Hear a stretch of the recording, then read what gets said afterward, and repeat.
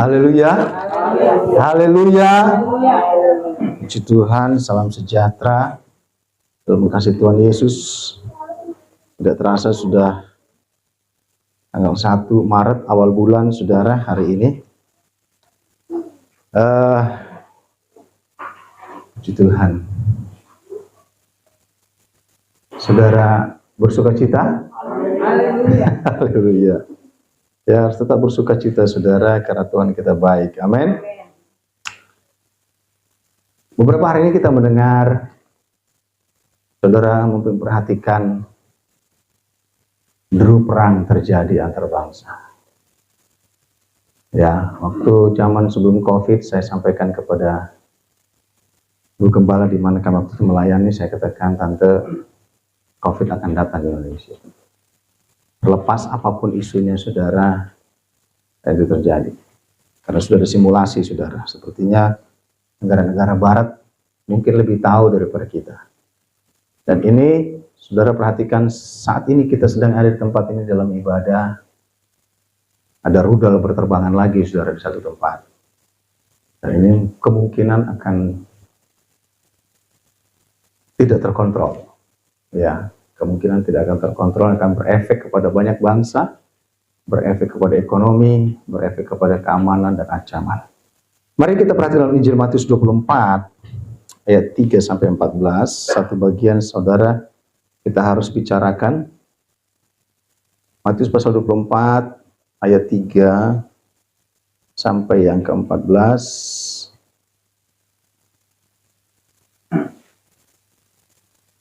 Kita perlu belajar tentang kebenaran firman Tuhan, karena semuanya sudah tertulis di Alkitab. Amin, saudara. Kita tidak perlu mereka-reka apakan yang terjadi, tetapi semua sudah tertulis di Alkitab. Kita sudah mendengar pembacaan Alkitab hari ini, bagaimana firman Tuhan katakan mereka yang menolak Tuhan, yang bersungguh-sungguh, Tuhan katakan sebagian besar dari mereka Tuhan bantai. Jadi kalau kita dalam keadaan masih biasa-biasa saja dalam iman kita, dalam pengirangan kita, saudara, terlepas mungkin kita memiliki masalah, persoalan pribadi, keluarga, apapun itu, semuanya sudah tertulis di Alkitab. Amin, saudara. Injil Matius 24 ayat 3 sampai yang ke-14 dengan judul Permulaan Penderitaan. Ketika Yesus duduk di atas Bukit Zaitun, datanglah murid-muridnya kepadanya untuk bercakap-cakap sendirian dengan dia. Dan kata mereka, katakanlah kepada kami bila manakah itu akan terjadi dan apakah tanda kedatanganmu dan tanda kesudahan dunia. Ada banyak versi kiamat menurut berbagai agama, saudara. Ya, tetapi saudaraku, kita mengacu kepada Alkitab. Kita tidak mengacu pada penafsiran manusia.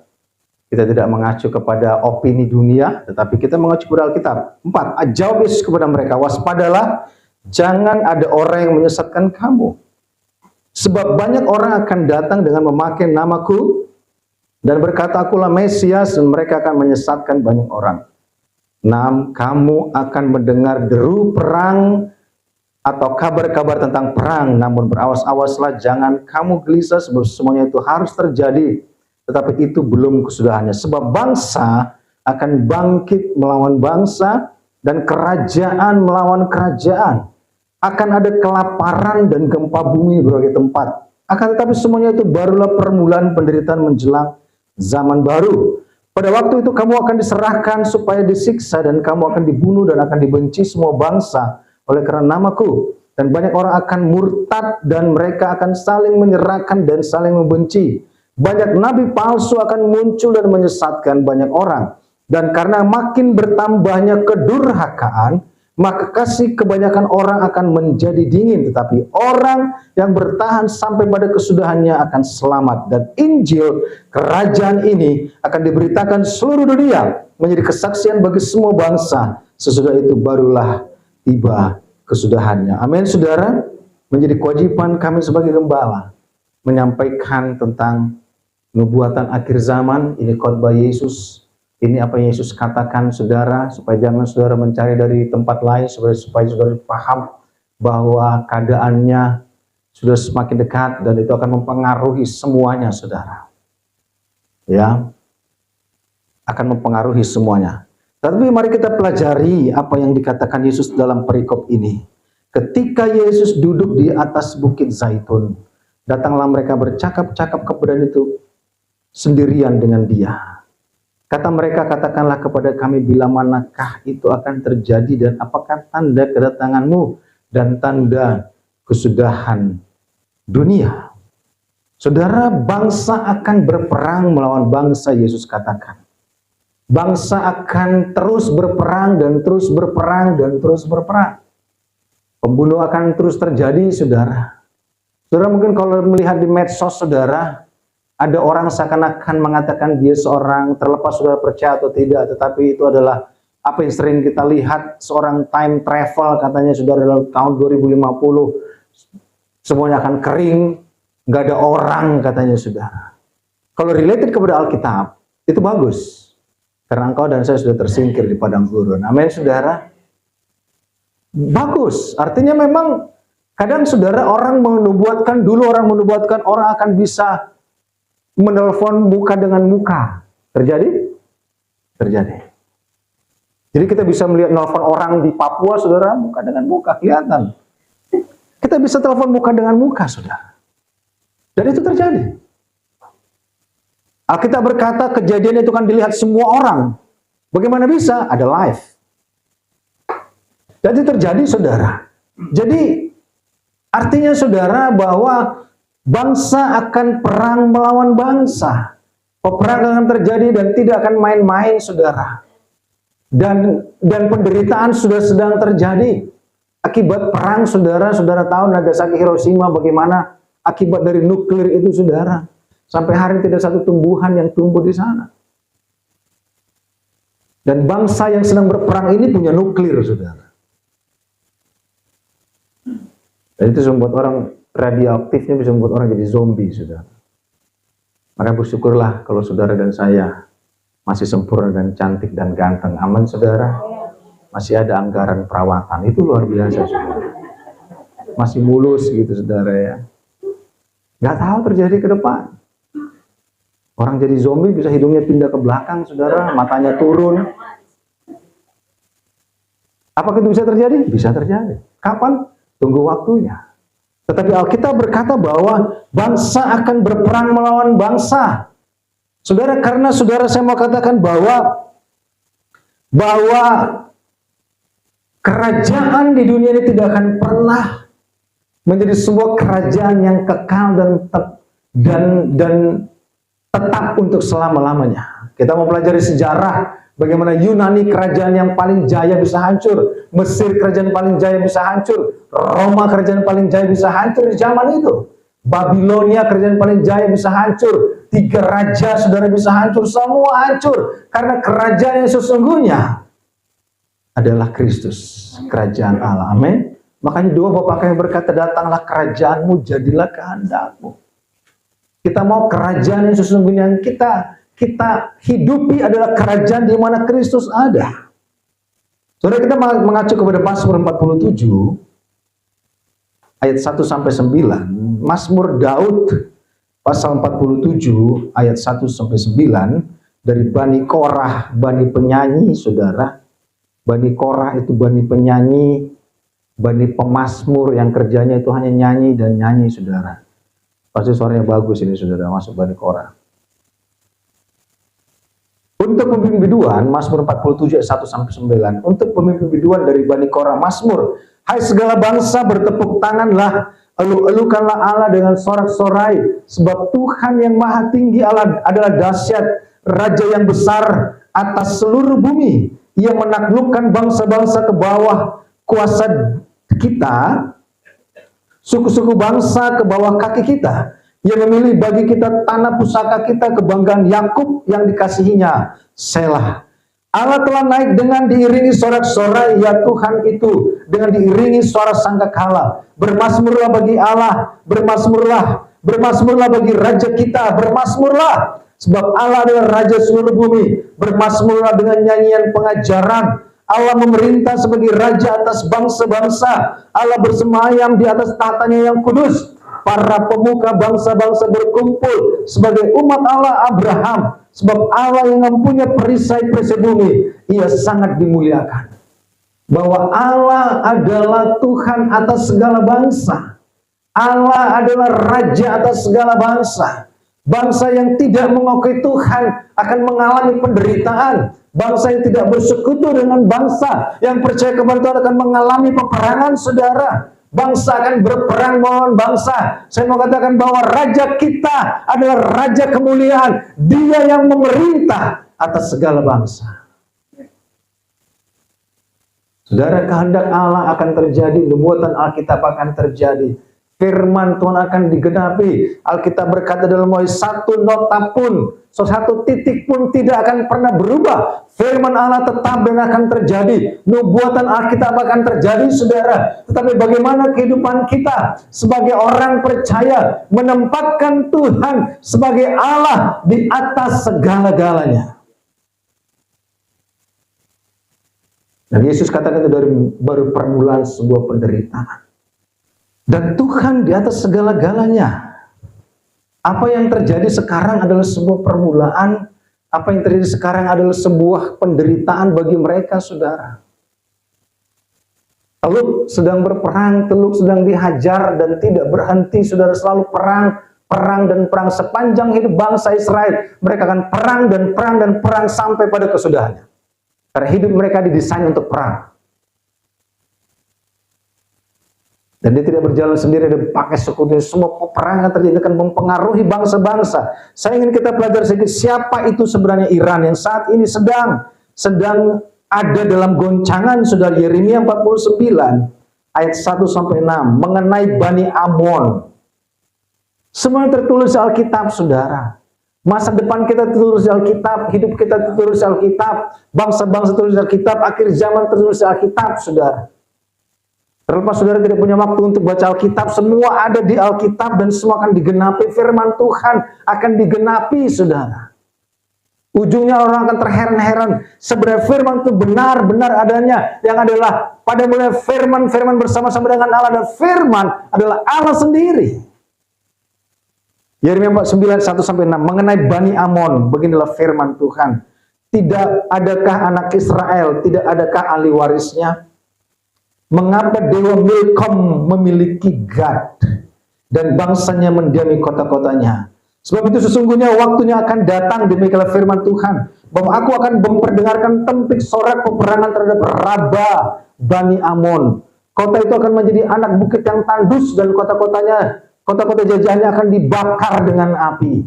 Maka Israel akan memiliki orang-orang yang dahulu memilikinya. Firman Tuhan, merataplah hai Hesibon, sebab pembinasa telah maju menyerbu. Berteriaklah hai putri-putri Raba, kenakanlah kain kabung, berkabunglah, berjalanlah, berkelinglah dengan luka tore-torehan, sebab Milkom akan pergi ke dalam pembuangan bersama-sama dengan para imam dan pemuka-pemukanya.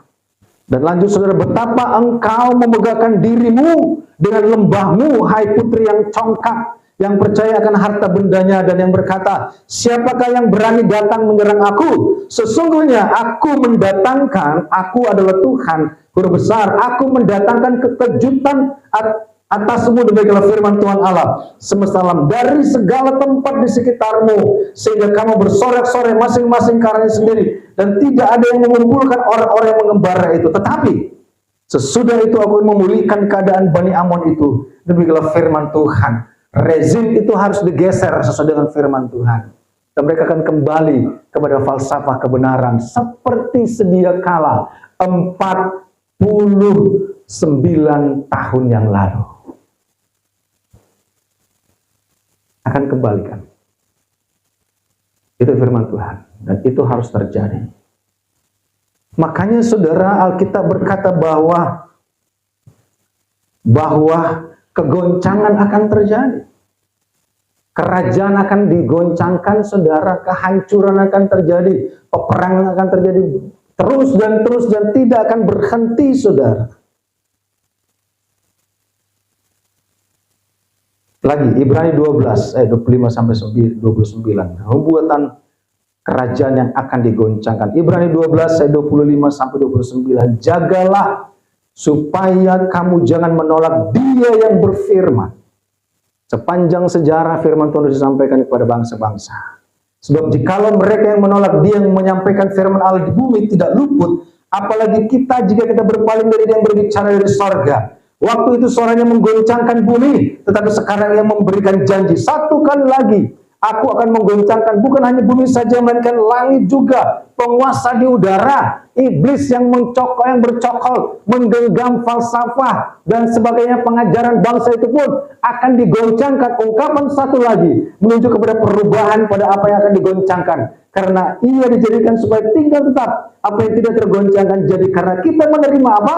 Kerajaan yang tidak tergoncangkan. Mari kita mengucap syukur dan beribadah kepada Allah menurut cara yang berkenan kepadanya, dengan hormat dan takut, sebab Allah kita adalah api yang menghanguskan. Satu kali penghinaan terhadap Kristus akan berhenti, Allah akan kirim api bagi mereka yang menghina Yesus. Bangsa yang terus menghina Yesus, Allah akan kirimkan api kepada mereka, saudara, dengan cara Tuhan. Tetapi Tuhan mau pemulihan terjadi setelah semuanya itu. Kerajaan dunia sementara, kejayaan dunia sementara, bahkan saudara, kejayaan para petinggi juga sementara. Di atas dikatakan mengapa itu dimulai dengan apa? Apa tadi dikatakan bahwa akan ada nabi-nabi palsu. Karena nabi palsu mengajarkan bukan kebenaran. Firman Tuhan katakan apa? Waspadalah, jangan ada orang menyesatkan kamu, sebab banyak orang datang dengan memakai namaku dan berkata, akulah Mesias. Lanjut dikatakan apa lagi saudara, bahwa nabi palsu akan muncul. Banyak nabi palsu akan muncul dan menyesatkan banyak orang.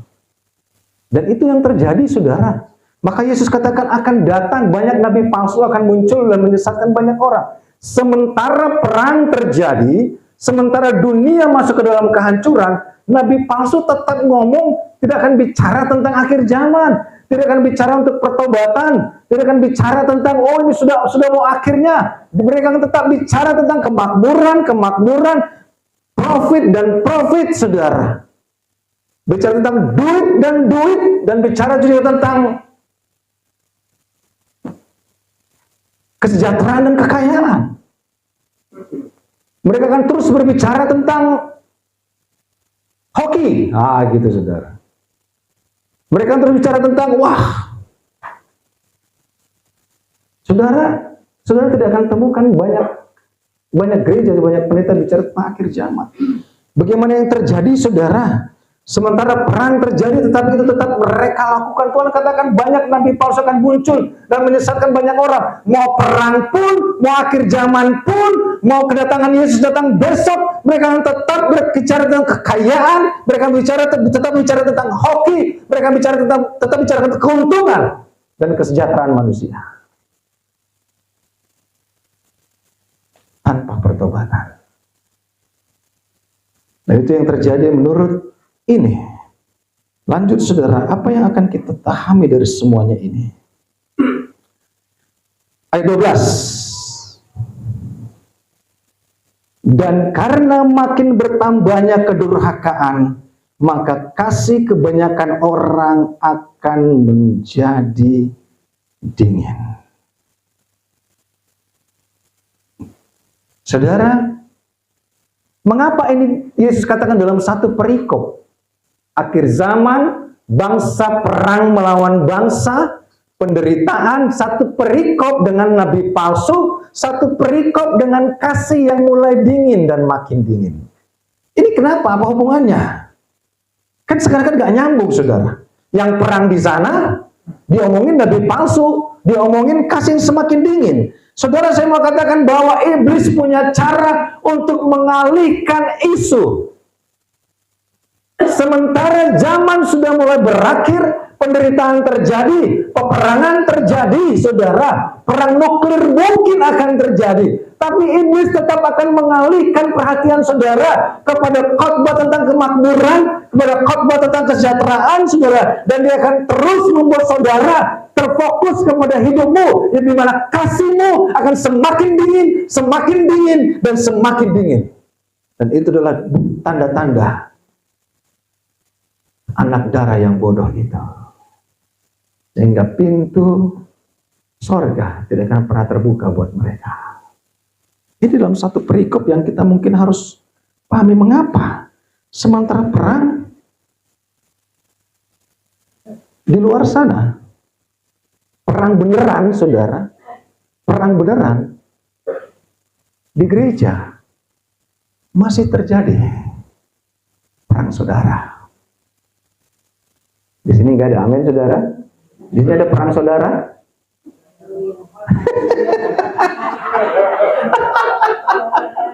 Sekali lagi, negara sedang berperang, mungkin perang nuklir saudara, karena akhir zaman akan terjadi.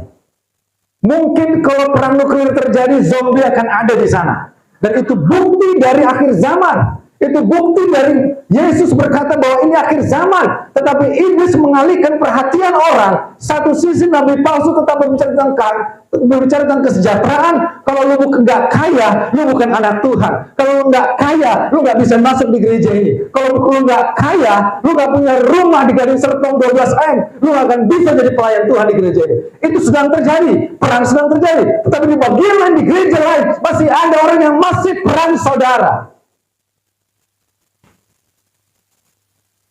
Dan saya nggak tahu posisi kita di mana.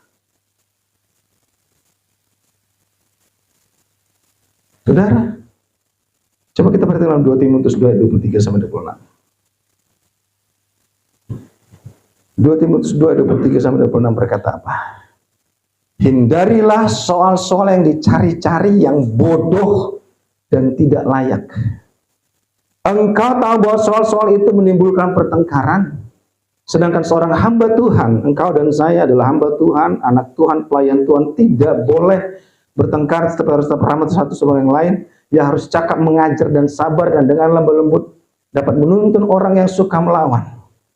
Sebab mungkin Tuhan memberikan kesempatan kepada mereka untuk bertobat dan memimpin mereka sehingga mereka mengenal kebenaran. Dan dengan demikian mereka menjadi sadar kembali karena terlepas dari jerat iblis yang telah mengikat mereka pada kehendaknya. Saudara, akan ada pengalihan perhatian.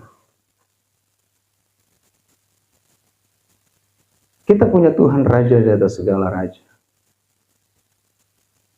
Semua ini sebuah grand design yang harus kita perhatikan. Perikop ini dalam satu perikop Yesus sampaikan. Deru perang, bangsa akan bangkit melawan bangsa.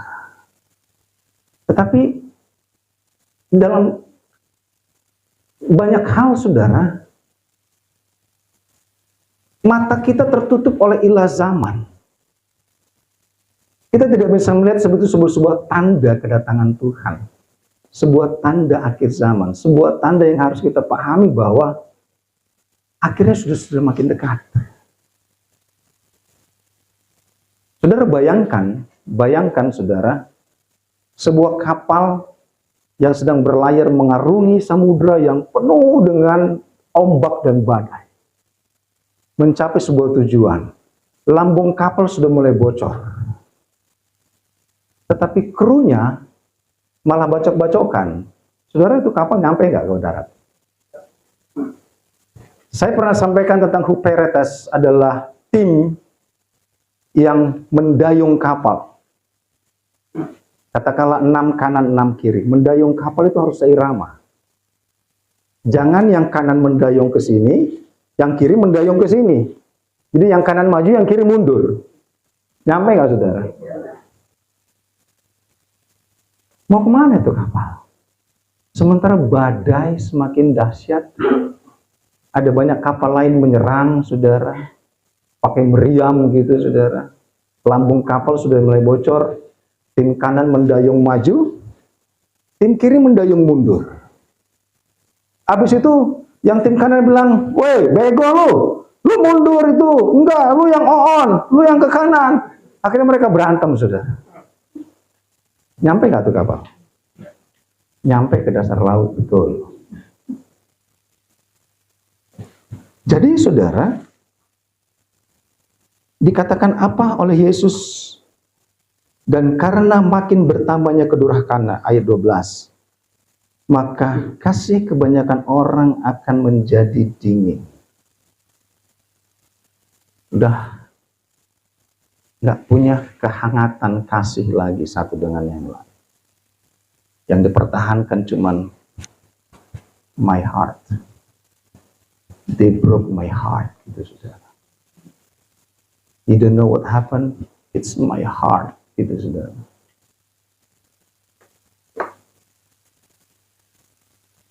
Dan itu adalah tipe orang akan ketinggalan.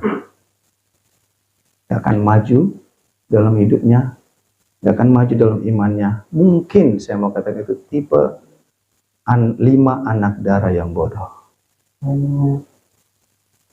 Dia nggak melihat apa yang terjadi di luar sana. Saudara, bahwa situasi sudah genting, saudara. Situasi sudah genting. Ayat 13. Tetapi orang yang bertahan sampai kesudahannya akan selamat. Orang yang bertahan pada kesudahannya akan selamat. Orang yang bertahan dalam kebenaran, orang yang bertahan melakukan kebenaran akan selamat. Perang di antara bangsa-bangsa itu gak akan selesai. Saya katakan tadi, Israel memang desain untuk perang dari dia lahir. Tapi lawannya bangsa-bangsa. Semua dia lawan. Tetapi banyak orang dari lahir memang didesain untuk perang saudara. Gak tenang kalau dia gak ribut sama saudaranya. Gak tenang. Dari lahir sampai remaja, sampai mama-mama, mungkin sampai mau jadi opung-opung, tetap dia perang dengan saudaranya. Apapun masalahnya, masalah kecil, masalah mata kau, yang kau lihat kau kayak gitu, mataku. Perang. Ya kan? Masalah makanan juga. Kalau di pesta, saudara, di kampung, di sendok banyak, yang satu sendoknya dikit. Kau pilih kasih kau sendok dia banyak, kau sendok aku dikit. Ributlah kita, ayo semua keluar kita. Saudara. Memang didesain untuk perang untuk saudaranya. Tapi kalau jagoan, saudara, perang, no, sono. Kan gitu, saudara. Bukankah kita harus memiliki kasih? Makanya dikatakan kasih semakin dingin.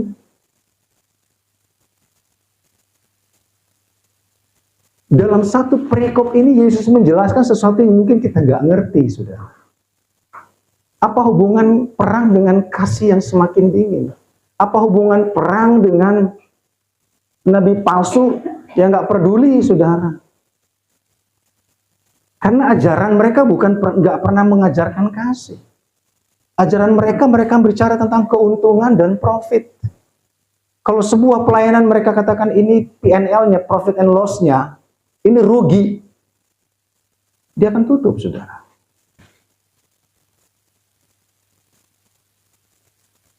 Pelayanan kita tidak berorientasi kepada profit and loss. Amin, saudara. Karena pelayanan bukan cari untung, tapi cari apa?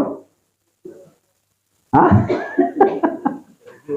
Cari jiwa. Tapi kalau dalam konteks bisnis, PNL, profit and loss, pelayanan cari untung atau cari rugi. Karena keuntungan hanya di dalam Yesus. Amin. Makanya Rasul Paulus katakan hidup adalah Kristus, mati adalah keuntungan. Dia deposit dulu, saudara. Mati baru dikasih untungnya ke dia.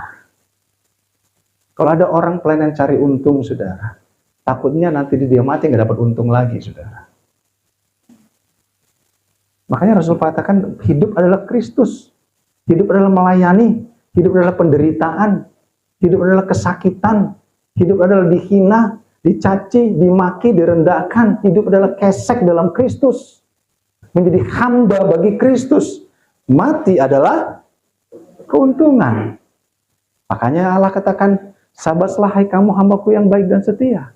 Masuk dalam kebahagiaan Tuhanmu. Keuntungannya di sana, saudara. Amin. Dalam 1 Korintus jelas, dan ayat 14. Dan Injil kerajaan ini akan diberitakan di seluruh dunia, menjadi kesaksian bagi semua bangsa. Sesudah itu barulah tiba kesudahannya. Saudara, boleh bangsa berperang melawan bangsa, boleh mereka serang-serangan rudal, boleh mereka mungkin Allah izinkan mati ratusan ribu seperti yang kita baca dari bacaan Alkitab. Mereka yang menolak Kristus, mereka yang bersungut-sungut, 23.000 mati dalam sehari. Itu sudah Allah tuliskan. Mereka akan terus bermatian bangsa melawan bangsa, saudara. Dan akan terus berjalan nabi palsu yang terus hanya bicara tentang keuntungan, tentang hoki, tentang keuntungan, tentang kekayaan, tentang kemakmuran. Itu akan berjalan. Tapi di sisi lain, tetap ada banyak orang gereja antar gereja ribut, bangsa antar denominasi antar denominasi beribut, jemaat antar jemaat ribut, saudara antar saudara ribut, saudara. Itu terjadi. Tetapi saudara, Allah sedang, ketika iblis mengalihkan perhatian saudara, Allah menarik kembali perhatian kita. Untuk apa? Karena itu Matius 28:19-20, pergilah, jadikanlah segala bangsa muridku, baptislah mereka dalam nama Bapa, Anak dan Roh Kudus, dan ajarlah mereka melakukan segala sesuatu yang telah kuperintahkan kepadamu, dan ketahuilah aku menyertai kamu senantiasa sampai kepada akhir zaman. Allah mengalihkan semua perhatian itu kembali kepada ayat terakhir ayat 14, dan Injil kerajaan ini akan diberitakan di seluruh dunia menjadi kesaksian bagi semua bangsa. Sesudah itu barulah tiba kesudahannya. Tuhan mau kau kembali kepada prototipe DNA anak Tuhan, memberitakan kerajaan sorga kepada semua orang. Amin. Tetap kepada memberitakan. Tetapi kadang banyak orang gak sanggup menyaksikan Yesus kepada orang lain. Contohnya suami istri. Suaminya gak mau ke gereja. Gak mau. Karena dia tahu kelakuan istrinya kampret, saudara. Bohong mulu. Gak pernah benar. Gimana mungkin gue ke gereja, Om? Bini gue gak pernah benar, mulutnya waduh nyakitin. Jadi istri pun gak bisa jadi saksi bagi suami. Loh Pak, Mama lagi ribut sama tuh orang, jangan salam dia ya, jangan salam dia gitu. Bagaimana bisa harusnya Pak, mungkin ada kesalahpahaman, mari kita berdamai dengan dia, amin. Itu menjadi saksi. Bagaimana kita bisa menjadi saksi antara keluarga, menjadi saksi di antara saudara kita. Yang kita lakukan kadang perang dengan suami istri, perang saudara juga.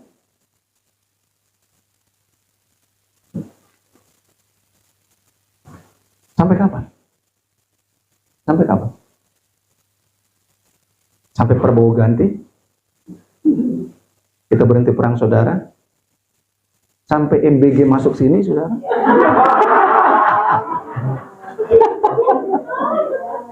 Sampai kapan? Yang jelas jangan sampai Tuhan datang. Amin, saudara. Amin. Saudara menjadi saksi di keluargamu. Saudara menjadi saksi bagi saudaramu. Satu darah, saudara. Saudara menjadi saksi di tetanggamu, saudara.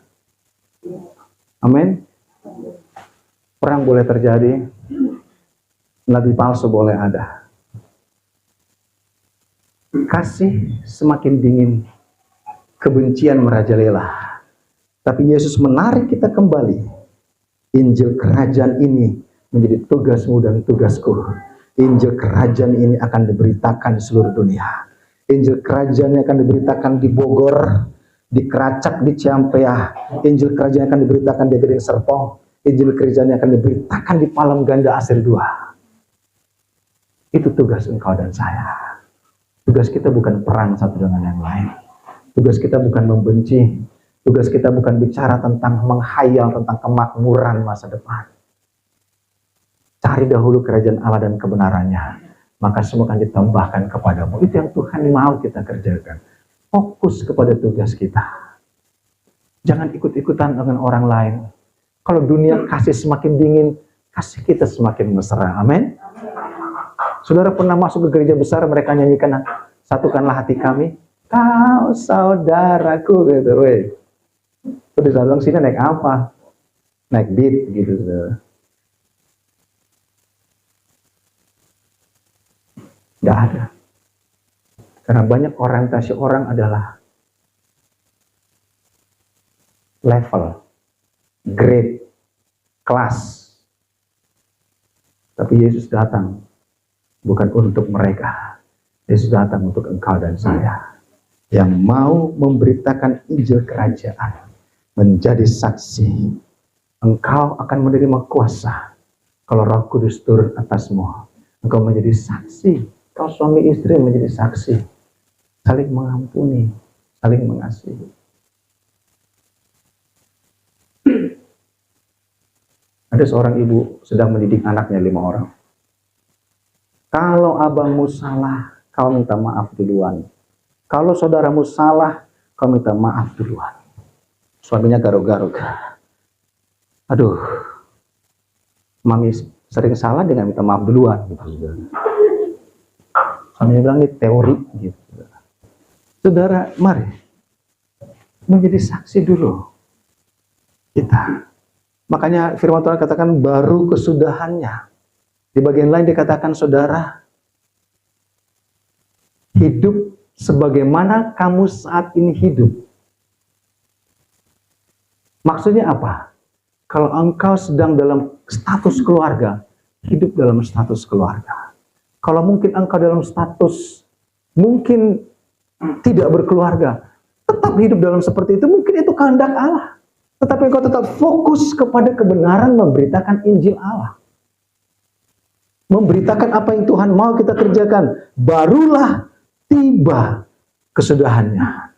Engkau dan saya akan diluputkan. Amin, saudara. Saya katakan tadi, kalau saudara perhatikan, AI sudah merajalela, robot sudah merajalela, teknologi sudah merajalela, perang sudah merajalela. Bahkan mereka bilang di tahun sekian gak ada orang, semuanya terserah, saudara. Karena saya tahu kau dan saya sudah disingkirkan ke padang gurun. Sudah ada bertemu dengan mereka yang kita kasihi di Firdaus, tempat perhentian sementara itu. Dan kita nggak urusin lagi mereka. Mau jadi apa kayak, mau jadi robot, mau jadi zombie, urusan mereka, saudara. Kita sudah disingkirkan di padang gurun. Persiapan menjemput mempelai Kristus, yaitu kekasih jiwa kita. Saudara, di mana posisi kita hari ini?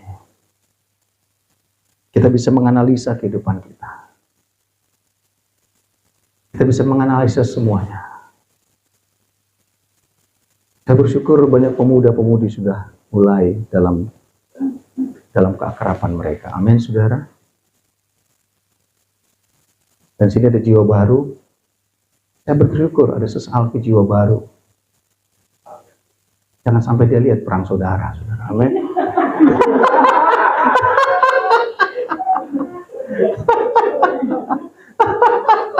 Malu, saudara.